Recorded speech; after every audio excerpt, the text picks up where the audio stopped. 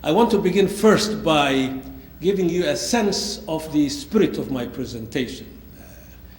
This is a Christian university, and spirit is important, I assume, rightly so. So I want to say a bit about the kind of a world in which this is coming from, in the sense of my own intellectual heritage and the way in which I have developed my own thinking about the topic. The second thing that I would like to do is to make very brief remarks on three concepts that I think lie at the heart of the presentation. Because whether it's a big book of 300 pages or a presentation for 25 minutes, invariably there is or there are some concepts, no more than 3 or 4 in my case, that command the rest of the presentation. And therefore I want to touch each one of them very briefly. And these three concepts are catastrophe, a very important concept in this presentation tonight, catastrophe. And the second concept is the concept of development, which is in the title of the presentation. And the third one is the concept of leadership, so apropos, I think, in this university, and particularly the leadership policy and administrative unit of the College of Applied Professional Studies. And then thirdly, I would like to move on to what I think we came here for to a great extent, and that is to give you a synaptic sense of the Somali condition and explore that rather briefly, but at least to give you enough to chew on and then perhaps generate some questions and comments. And when I do that, I will be talking about two things. One is to identify for you what I think are some minimum indicators that try to capture for one what the larger problematic of the Somali society is. Not all of them, but few portents of that condition. And then finally, in that context, give you my own thesis of what I think are at the heart of the Somali problem. And then conclude the presentation with few remarks and some specific lessons that are not just out there in Somalia or in the Horn of Africa or in the rest of the continent, but in fact are portable lessons that could be applied here, although the historical circumstances will be certainly different. Let me then begin by a few words about people who have influenced me in the way I think generally, and most importantly, how I have been engaging this topic I've been working on for at least better part of 20 years. And the first person I want to call on this, had great effect on me, is someone who is long dead, and there are many people who are long dead, but they really are alive and well when it comes to importance of their ideas and the legacies they left behind. And it's a German philosopher by the name of Immanuel Kant. And Immanuel Kant is important to me in this context tonight because he poses three questions that I think are unavoidable, even if they are not addressed and responded to with a great deal of satisfaction. And the first question that Immanuel Kant proposes, and I think is relevant tonight, is what can I know? What can I know? The second question is, what ought I to do? What ought I to do? And the third question he poses is, for what may I hope for? So what I'm suggesting, therefore, is that these three questions surround the presentation that I am going to share with you tonight, although it will be, as I said before, very much compressed. The second person that I want to bring also into the play, also dead. Maybe most important people usually die early, at least before us, and that is an Italian philosopher, but also a very heavy-duty activist. In fact, so much of an activist that he will confront Mussolini in the days of the fascist time in Italy, and in fact he will die as a result of that engagement with Mussolini. And his name is Antonio Gramsci.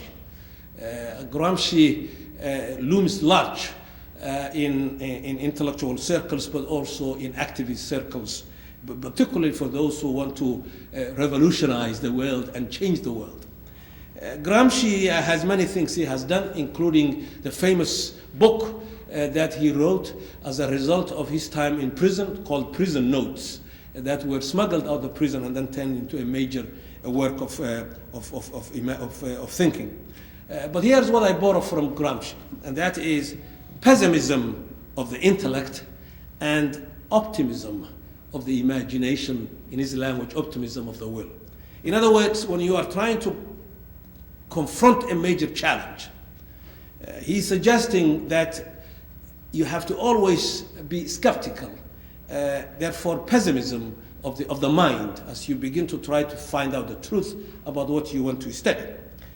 But he said at the same time, when you are intellectually being so pessimistic about this, it is important also, you couple that with optimism, the opposite of pessimism, optimism of the will, of the imagination, of the engagement. Give the world as much as you can, he says, but at the same time be skeptical and be very pessimistic in many ways, that what you do will ultimately solve all the problems, because the riddles of the world in the final analysis can only be, I think, solved by something much more powerful than we are, God, Allah, Yahweh, whatever language you want to call.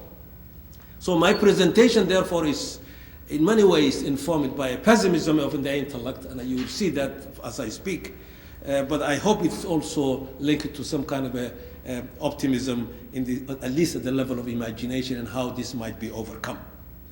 The third person I want to bring to the play is a Somali, and a canonical poetic person, status among the Somalis really of the 20th century and I think into the future.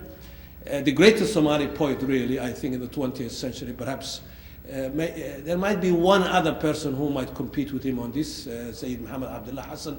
In my argument, I think Tima Ade was much more powerful in this sense. His name is Abdullahi Sultan Tima Ade. And for those of you young students who are interested in African affairs, and particularly in Somali affairs, and if you are particularly in literature and the humanities, he will be someone that you might want to look into. And some of his work, not all of it, but some of his work has been translated. Extraordinarily poet. And Tima Ade says, in Somali, it's a long one, but I'll just take one or two lines. And in Somali he says, "Lama helo wadaado waxaan cidi ku hawshoone. Naftaan loo hantaaqa waxay hiigsa leedahay. Hareeraha ragga inaga xiga hela libtoodii." Particularly for the Somalis, if there are any who are sitting here tonight. Lama helo wadaado waxaan cidi ku hawshoone. Naftaan loo hantaaqa waxay hiigsa leedahay. Hareeraha ragga inaga xiga hela libtoodii. In other words, what he is saying in a nutshell, the translations are never quite as good as the original language, but the meaning basically is this. Lama helo wadaado waxaan cidi ku hawshoone. He's particularly talking to religious people, Somali religious people particularly, and he's saying to them, yes, it is important to understand and to get deep in understanding the book, the Quran, that is, the equivalent of the Bible. But that's not enough, he says. Because in the end, to build this world requires more than that. It requires sweat and tears to build this world, he says. Lama helo wadaado waxaan cidi ku hawshoone. Nafta loo hantaaqa waxay hiigsa leedahay. Therefore, if you want to change and build the world, you have to move into the world and get your hands dirty, he says. This is the kind of the general meaning of the presentation of the poem. Now, that I hope will come also towards the end of the presentation, why Tima Ade becomes so important in terms of his poem. Let me then move on quickly to the concepts. The three concepts that are at the heart of the presentation. One is the concept of catastrophe, because my basic argument is that the Somali condition is catastrophic condition. Catastrophe, therefore, has for me specific technical meaning, and that is the confluence of multiple crises. The confluence of multiple crises. The Somalis have a word for this. Balayo iyo baas. Balayo iyo baas. Yeah? It's almost like a curse, almost. But multiple crises. The great Mississippi River, I was telling in a presentation the other night when I was in Norway, the great Mississippi River doesn't just appear by itself. The great Mississippi River starts in some place up north in Minnesota. If you go there, you will never think that this is where the great river starts. And yet, as it moves downstream, others, tributaries of all kinds join, including our own here, St. Croix and others join. By the time you are halfway, and certainly into the delta, it's a vast universe, the longest river in the country, and a great highway, particularly before the advent of motor cars and railways. So catastrophes are like that. Catastrophes are multiple, many different crises, like tributaries, that come and join until it becomes this gigantic process. And what has been happening in the Somali society, from my point of view, is akin to catastrophe, and as the Somalis say, balayo iyo baas. Thus, it has turned Somalia, therefore, into a hellgate, this catastrophe for the people of the country. Second concept is the concept of development, used many times in many different places in the academy and in the society at large. But my own definition of development is not necessarily Westernization. Also, the example and the historical legacy of the Western world is a very important one, useful and important one. But I do it much more generically in my definition, the concept of development. And what I mean, therefore, is the perpetual human endeavor by individuals, by societies, to face up to the supreme challenge of their own time and of their own age. It is almost akin, therefore, to the second law of thermodynamics, in the sense that entropy is part of human existence. The use and the release and the escape of energy. Human life is like that. Our actions are like that. And in order, therefore, for us to respond to that kind of an entropy, we have to do counter-entropic actions that will bring in new energy so that the life will continue and the process of life will continue. Development is like that. Here in the most developed country in the world, the process of development is not just put aside. We have to continue to refurbish the United States. In fact, we are in the thicket of debates and struggles over how we are going to redo, if we are going to redo our roads and railways, bridges, airports, bringing schools and colleges to code, so many things to be done. The labor of human beings in the project of development is like the labor of Sisyphus. There is really no ultimate moment in which you take the boulder over the hill and then it's all done. It doesn't. It's a continuous project that comes back. It's a cultural, ecological, political, economic, endless task of renewing the world all the time. That's what development means for me. Now, some have got greater challenges than others, of course, and the Somali case will testify to that. The third concept is the concept of leadership. And leadership, from my point of view, means, it stands for the intersection. The intersection where choice, human choice, that people can actually have choice and do something, where human choice and circumstances intersect each other. That's what, for me, leadership means. It's standing on that intersection in which human action that is based on some capacity of choice gets immediately in the face of circumstances that have come from the past. And the circumstances, therefore, are what the great English historian E.P. Thompson once called the grit of inheritance. What we have inherited from the past are what makes the circumstances in which we find ourselves, including this moment that I'm speaking to you. Yeah, this is a moment, as we speak, in which choice and circumstances interact. So leadership, therefore, means that for me. Leaders, therefore, men and women who are engaged in this business of leadership, are those who are able to do at least two things. One, identify the supreme questions alive in the present and what has been inherited from the past, whether it's domestic, regional, global. Second, leaders are those who articulate, who have the capacity to articulate a vision, including tactics and strategies, to effectively respond to these questions that they have and the community have identified. And then thirdly, inspire the majority, the rest of the community, for mobilization and competent action to build a different future. That to me is what then leadership also, leaders mean in the context of leadership.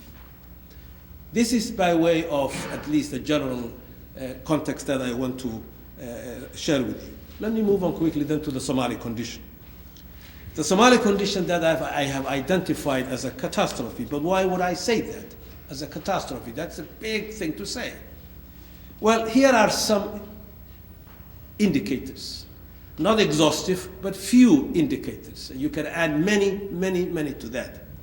The first indicator that I would like to suggest in terms of the catastrophe that now bedevils the Somali people is this: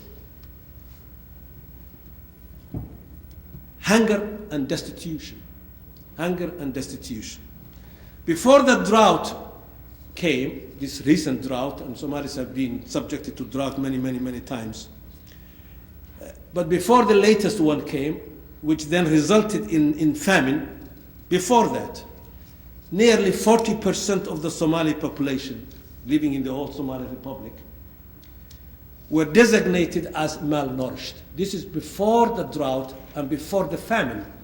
40% of the population designated as malnourished and reliant on foreign aid and food aid. And mostly these are children and women. Now with the famine, the figure is at least 55 to 60% as we speak. In certain places, communities, much more than that. Less than 24% of the Somali population have access, in the best of times, access to clean water. Less than 24% of the population, clean water. And you know, if you don't have clean water, disease becomes very rampant. In fact, you can eliminate, as people in public health tell us, you can eliminate most of the diseases in the tropical communities if you have a clean water. At least as much as 75 to 80% of diseases could be eliminated by having access to clean water. Less than 25%, 24% of the Somali population have ever really had access to clean water. This is before the famine and before the drought. Now, the current famine now has compounded all of this, and it has already claimed at least 100,000 people, and the majority are children under the age of 5. Another indicator of this catastrophe is violence, overall violence, in which child soldiers are common for those who are militantly driven by some kind of a theological drive to save the Somali people, call them al-Shabaab, heavy on recruiting young people, particularly children, some of them as young as 9 or 8 years old. But also on the side of what there is of a transitional federal government. There isn't much there either, but they do also recruit young people and children to become child soldiers, which then infects the society in terms of violence. And we have seen it in other parts of the continent and the world also. Another indicator is corruption. Transparency International says that Somalia is the most corrupt place in the world, period. And the Somalis, if we have time, we'll talk about this, have got 2 versions of corruption. Average Somalis, they can be quite insightful, as I've been talking to them. Back in the Horn of Africa, I was there in December. And they'll tell you that corruption, one form of corruption, is the one that is generally known by many people around the world. And that is, you come to a traffic place and maybe you were speeding a little bit, the policeman stops you or the policewoman spots you, and then you dangle $5 or $10 and say, well, officer, what did I do wrong? And they might take that and they say, don't do it next time, go ahead. Or something like that. I mean, that kind of a corruption. Or it can be $5 million. It doesn't have to be $5. That's one kind of a corruption. It's affordable almost corruption. The other kind of a corruption that the Somalis talk about is a corruption that is literally done in such a way in which food is taken out of the mouth of children who are starving. In other words, food that is sent to people or resources that are sent to broken people to build themselves up get lost in the middle, and it never gets to those who have been designated to receive it. That kind of a corruption is very predatory. It's different than the other corruption, and the Somalis talk about both of them. Piracy, you have heard about piracy as another indicator. That's a very complex issue. We could talk about that maybe in the question and answer session. But at least piracy in the immediate sense of violation of international maritime laws and traffic that goes through the seas to carry goods and services from one continent to another. But there are other stories underneath that I'd like to talk about maybe a little later. Another indicator is a fragmentation, that the Somali society is getting fragmented more and more and more and more. Different communities going different places, and the center is increasingly beginning to disappear. Perversion of Islamic values, another part of the catastrophe. What I mean by perversion of Islamic values is a crumbling of moral shibboleths and pieties, and denial of basic, normal, aesthetic joy for the Somali people. That the way Islam has been mutilated now has become such a cruel thing. Not only is it violent, but it is also the destruction of the normal aesthetic appetite of the Somali people. Can play soccer, can listen to music, things like that, that make life worthwhile, I think, living. And the final indicator that I want to give you is international reactions to the Somali catastrophe and the international society. 4 types of reactions. 1, those who feel aghast.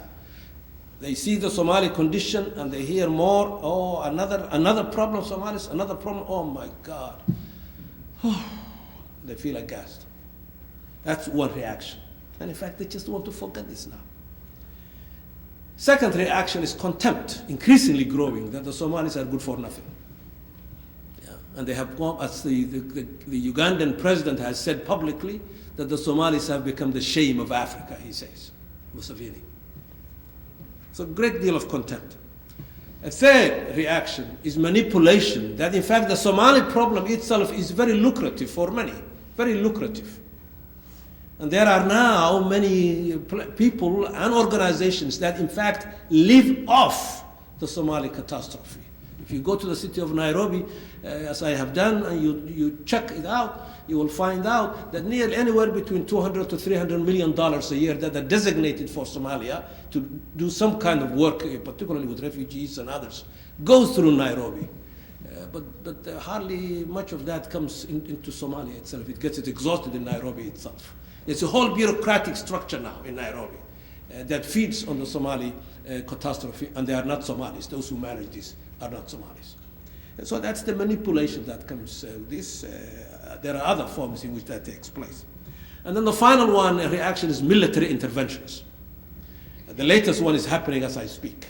That's the Kenyan, what I would call the Kenyan invasion of Somalia, of southern Somalia, much like the Ethiopians have done a few years back. Or military interventions that are long distance, as we in the United States have done by sending our own planes to actually do some killings in Somalia itself, military interventions of all kinds.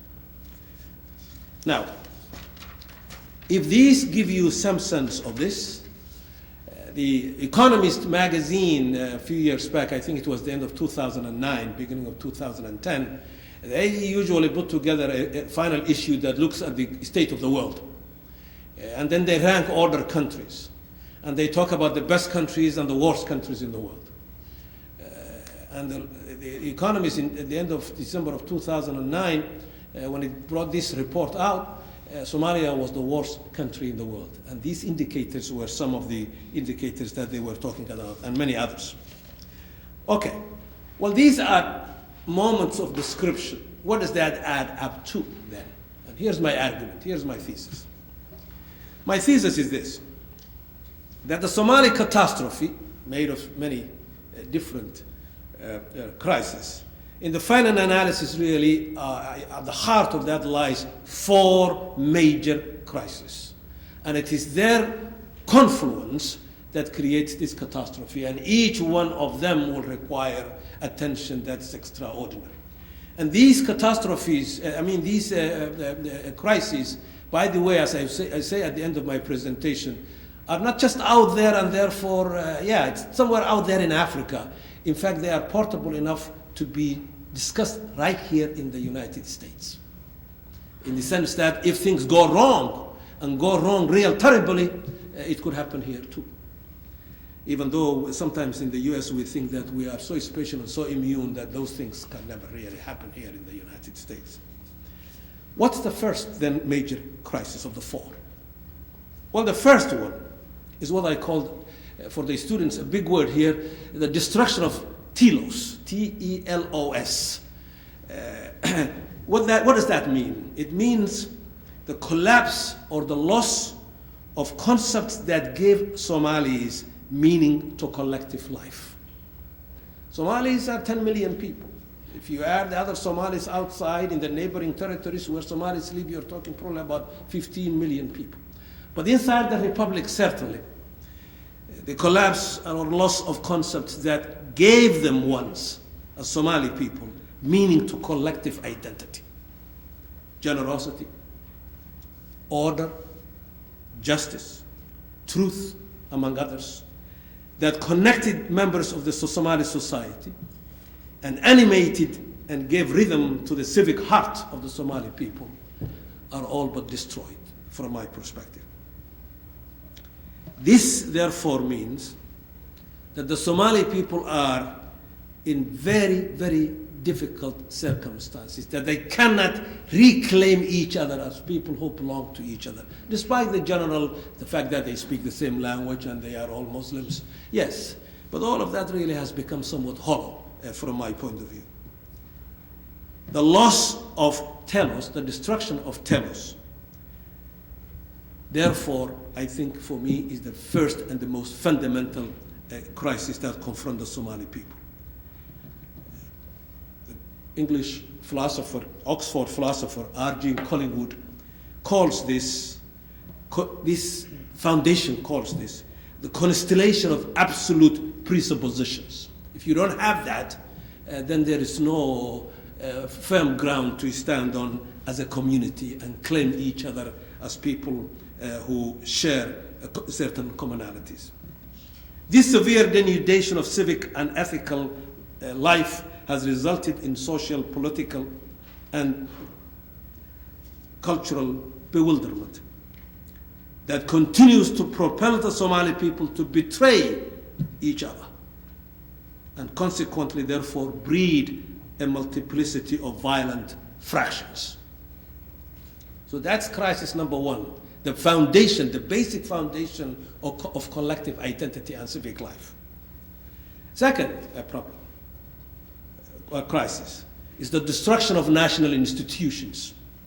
The cluster in national institutions, meaning the cluster of macro structures that are designed to give concreteness and administrative flow to civic belonging.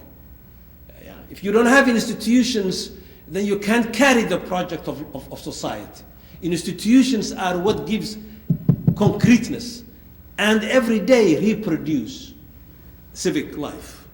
And at the core of these institutions is the national state. The national state. And the state defined as the condensation of public authority and order. If the American state disappears tomorrow, all of these pretty American people like myself and you will begin to think differently and will be shooting each other in the streets. If the state of Minnesota, the government of Minnesota disappears tomorrow, it will get worse. If the city of Minneapolis state government disappears tomorrow, it will get even worse. I always tell my Republican friends who are way on the right and who talk about cutting the state down and maybe even making the state disappear, I always tell them, the fundamentalists, I tell them, this is great, let's go to Mogadishu and I leave you there for 12 hours. And then you will find out what it's like to have no state. So the absence of the state, legitimate, competent institutions are in many ways at the core of the Somali predicament. That creates, therefore, internal combustion, that people have no mediating institutions, and at the same time it creates also vulnerability to external manipulation and intervention. There's nobody to speak for the Somali people to defend them now. The longest coast in Africa is on the Somali coast, well over 4,000 kilometers. Nobody to defend it. There's no Somali government that can defend it.